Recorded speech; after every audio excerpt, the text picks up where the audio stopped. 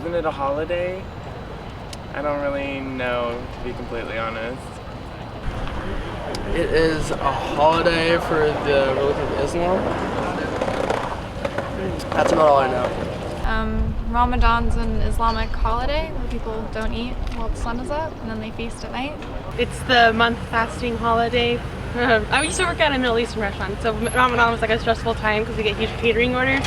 They would stay extra late because they feast at night. So I don't know exactly what it celebrates, but I know it's a month of fasting going on right now or about to start. Ramadan is a Muslim festival to remember and commemorate all of the people that have things worse than you, and to remember what you have, and to understand that your life is still very blessed, and to be thankful for all of the things that you have in your life, I believe.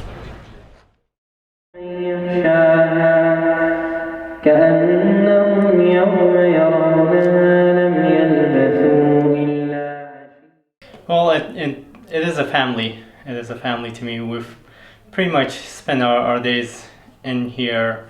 Pretty much we come every day, and my kids come here. They hang out with other kids, and we kind of, as you know, the community kind of come together to unite and basically keep in touch with each other. We have some Quran classes and Arabic classes for kids as well that my daughter participates in, so that's also an encouragement for me to come every day and participate. This community is one of the warmest and nicest communities I've ever been in. The people are lovely. It's small, it's close-knit. It really transcends age, so you have from very young to very old. And it's just a very close-knit group that it's just a wonderful place to be. So I love the Eugene Islamic community. I converted here, took my Shahada, which is the phrase we use for that. And I wouldn't replace it with anything else. To me, from since I'm a convert and since I've studied religion and I like to look into it. For me, what I've learned and what I've learned from others is that it's a time, obviously, for reflection, for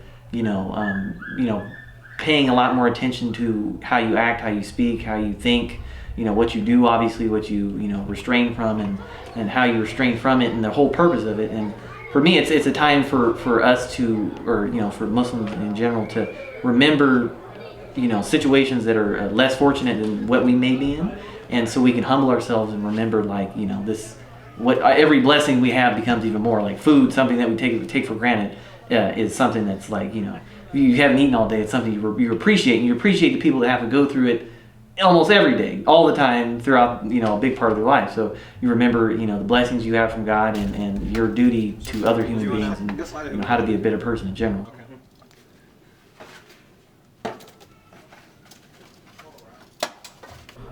It actually puts a little bit of a pressure on me to work harder towards being a better Muslim, because unfortunately people see Islam in me. I'm a walking Islam, kind of. So it makes me strive harder towards being a better person.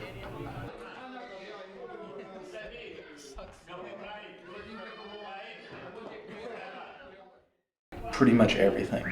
I would say pretty much everything. I think there's a lot of stuff that is misunderstood because there's a language divide. The language divide makes people think that we're completely different than we are. I think the way it's shown in the media, I think the way it's talked about in the media, I think the fact that it's not properly given the kind of understanding that it should be. It's one of the great world religions. There's 1.7 billion Muslims. Islam means a lot of different things to a lot of different people, and right now they're trying to make it mean only one thing, and that's the one thing of the most evil people who practice Islam, and I wish they could show all the good and happiness that Islam can bring.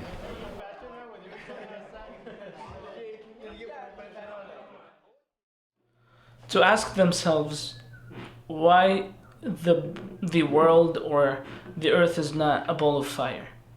Because if Islam promotes violence or has anything to do with violence, then why only less than 0.0000 some percent are violent and not all of the Muslims? That means there is a glitch right here. There is a problem. All of Muslims are not violent. Why only a very minute group are violent? Either they could be right and we are wrong, or we are right and they're wrong. So go back to the teachings of the Prophet, go back to the Quran, take the whole context. There are certain verses that are applicable only to certain situations.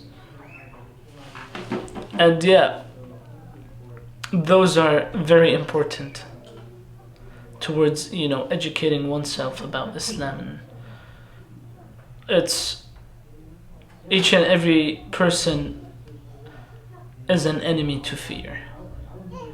And you fear the unknown. I do fear the unknown.